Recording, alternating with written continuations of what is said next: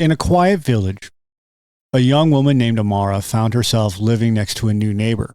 The neighbor was an older woman who seemed kind and friendly, and she quickly became a trusted friend. Amara didn't know that this benign woman was a Penanggalan.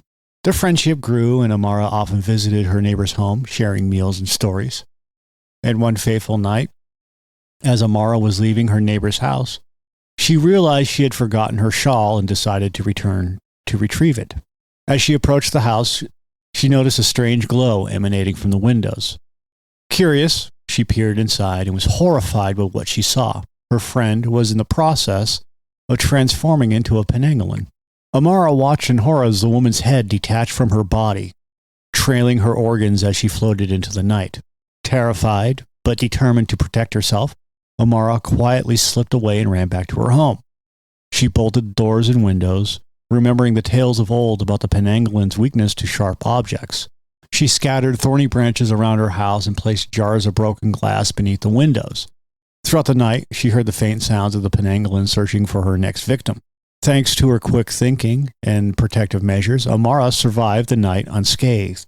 The next morning, Amara shared her harrowing experience with the villagers, who gathered to confront the Penanggalan. They found her neighbor, weak and unable to detach from her body in the daylight. The villagers drove her out, ensuring the safety of their community. Amara's bravery and quick thinking became a celebrated tale, reminding others of the importance of vigilance and the power of traditional protections. And there's another story, another village, where people lived in constant fear of the Penanggalan that terrified them nightly. The creature preyed on pregnant women and infants, leaving the community in a state of perpetual dread. The village elder, a wise and resourceful man, decided that enough was enough. He devised a plan to capture the Penanggalan and rid his village of this menace. Knowing the Penanggalan's nightly routine, the elder set a trap. He scattered thorny branches around the house of a pregnant woman, ensuring that every possible entry point was covered. He also placed jars of broken glass beneath the doors and windows, which created a second line of defense. The elder then hid nearby, waiting for the creature to appear. As expected, the Penanggalan came that night, her floating head trailing intestines as she searched for her prey.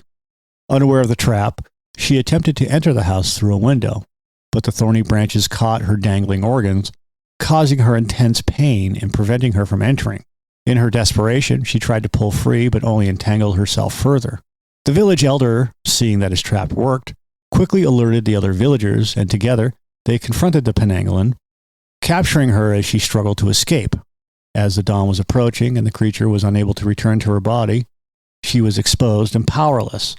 The villagers destroyed the Penanggalan, ending her reign of terror once and for all.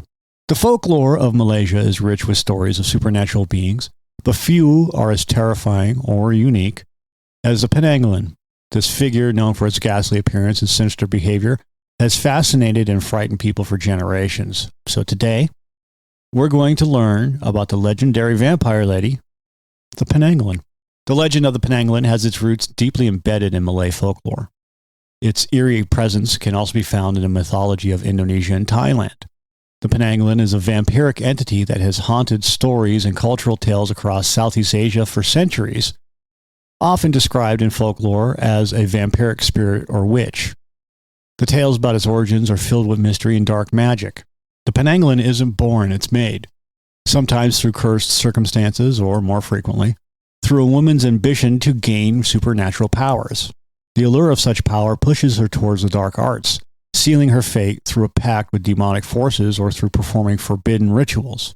The journey to becoming a Penanggalan begins with black magic. This type of magic involves deep, sinister practices that would require someone who desires power so intensely that she is willing to sacrifice her humanity. To achieve this, she makes a dark pact with demonic forces. This agreement often requires gruesome tasks, sometimes involving sacrifices or rituals done in the dead of night. These rituals are performed meticulously, using specific chants and materials that invoke the supernatural. As part of the transformation, the woman must isolate herself, often in forbidden places where dark energy is said to be strong. Here, in these secret locations, she conducts the rituals to gain supernatural powers that will turn her into a Penanggalan. Once the pact is made and the rituals are complete, the woman gains the horrifying ability to detach from her head. This is the crucial element that sets the penanggalan apart from other creatures of lore. It's not just a change in behavior or appearance. It's a complete physical transformation driven by black magic.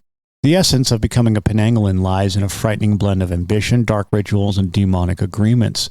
It's a path that leads to supernatural abilities, but at a terrible cost: the loss of one's humanity and the transformation into a creature of the night. By day, you might never suspect anything out of the ordinary.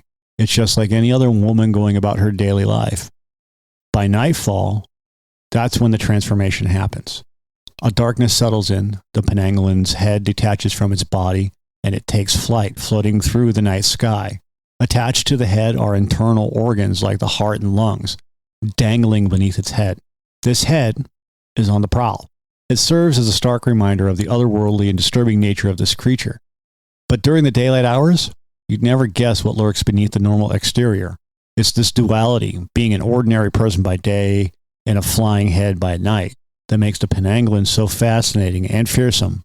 In Malay folklore, the penanggalan is known for its terrifying predatory behavior. This sinister entity specifically targets pregnant women and newborn infants. The penanggalan's primary goal is to suck the blood of its victims, leading to serious illness and often death. This makes it feared by expectant mothers and new parents who are always on high alert to protect themselves and their babies. The penanggalan carries out its attacks during the night, taking advantage of the cover of darkness. It hovers outside homes, patiently waiting for the perfect moment to strike. The creature's elongated tongue is its weapon of choice, allowing it to drink the blood of its unsuspecting victims. This method of feeding is gruesome and leaves the victims weak and drained. Communities have passed down cautionary tales and protective measures from one generation to the next to defend against the penanggalan.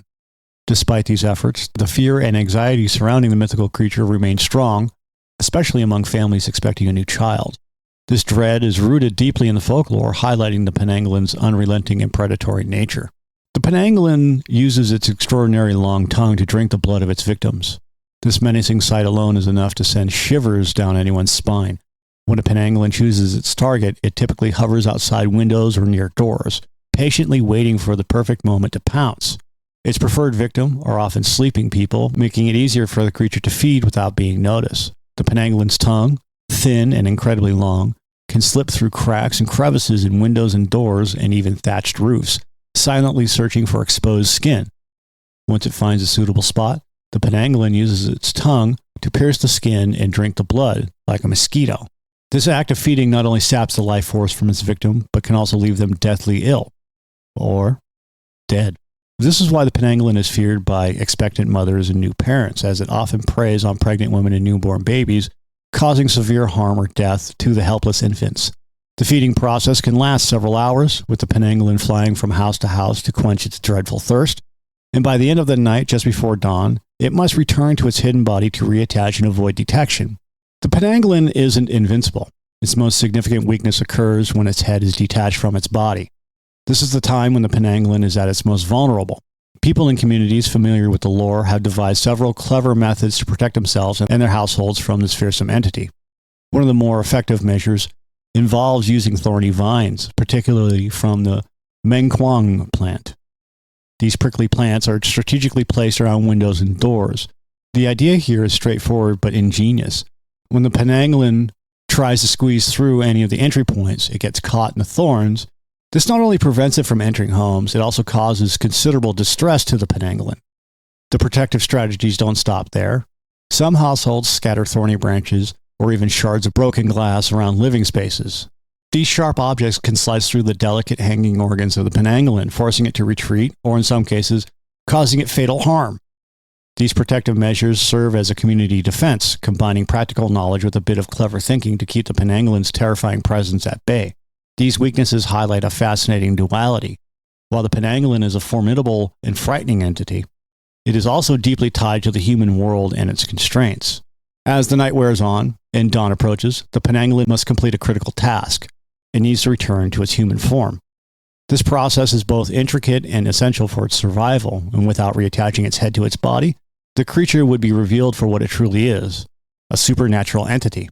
The penanggalan's head, along with its trailing organs, floats back to the hidden location where its body remains.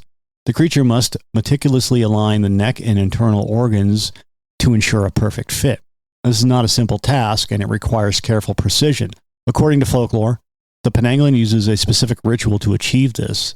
The exact details vary between different stories, but it involves, typically, uttering incantations or using special oils and herbs to seal the connection smoothly. Failure to complete this ritual before dawn would prevent the creature from reattaching to its body. This vulnerability highlights an important aspect of the Penanggalan's existence. It must maintain secrecy to survive. If its true nature were exposed, it would be hunted down and destroyed by the frightened villagers. Once the head and body are rejoined, the Penanggalan emerges as a seemingly ordinary woman. During daylight hours, she engages with the community, appearing entirely normal and without suspicion. This existence allows the Penanggalan to blend in seamlessly, hiding its dark nocturnal activities. Understanding the Penanggalan's need to transform back into its human form underscores the blend of horror and humanity present in this folklore. In addition to the physical barriers that need to be put up to protect themselves from the Penanggalan, spreading awareness within the community is crucial. By sharing knowledge and understanding of the Penanggalan's habits and weaknesses, everyone can contribute to a collective defense strategy. The more people who are aware of the threat, the better protected the community as a whole becomes. These protective measures play a significant role in folklore, showing how communities come together to fight off these malevolent creatures. They serve not only as physical barriers, but as symbols of vigilance and solidarity in the face of supernatural dangers. All right, that's all I got for today. Thanks for listening. If you like it, hit that subscribe button for us. If you don't like it, that's okay too. Other than that, have a great day.